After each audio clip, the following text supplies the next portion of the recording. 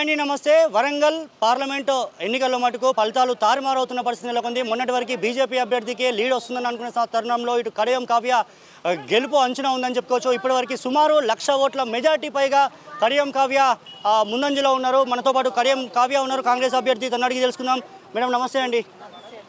ఎలా ఉంది అంటే మీ విజయోత్సవం? దాదాపు చూస్తున్నాం అంటే లీడింగ్లో ఉన్నారు, 1,00,000 ఓట్ల మెజార్టీ.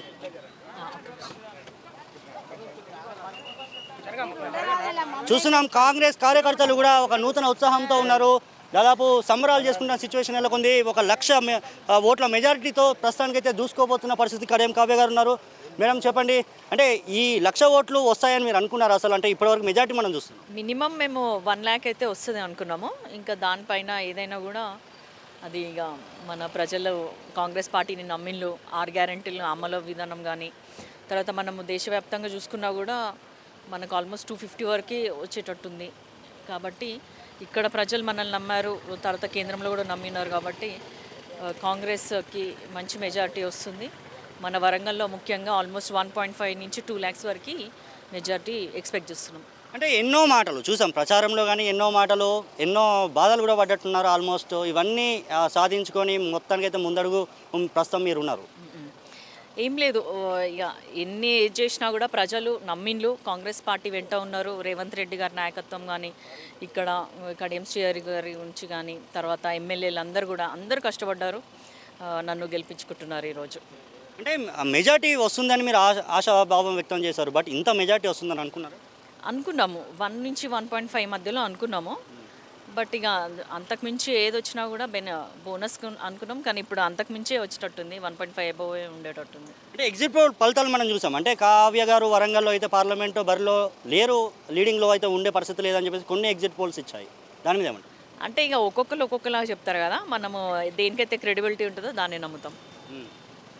సో ఎట్లయినా మేము ఆ రోజు ఓటింగ్ డే రోజే మనకు అర్థమైంది, ఏమంటారు, గ్రామీణ ప్రాంతాల్లో కానీ మిగతా నియోజకవర్గాల్లో చాలా మట్టుకి కాంగ్రెస్కే వేస్తారు 100%.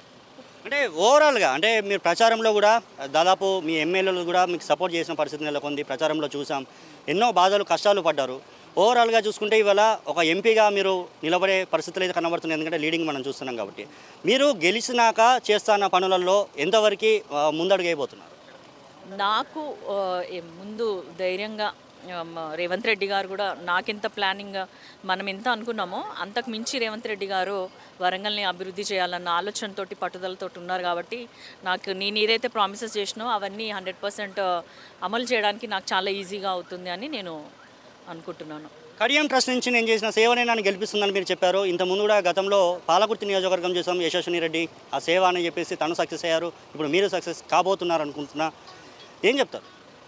ఖచ్చితంగా ఇప్పుడు సేవ చేసే భావం ఉంది, సేవాభావము, తర్వాత ఈ సేవ చేసే గుణము, ప్రజల సమస్యలను తెలుసుకోవడము, తర్వాత వాటిపైన అవగాహనతోటి వాటిని తీర్చడానికి కృషి చేయడం, ఇవన్నీ ఉన్నాయి. కాబట్టి ప్రజలు నమ్మిన్లు, నాకు అన్ని ఓట్లేశారు.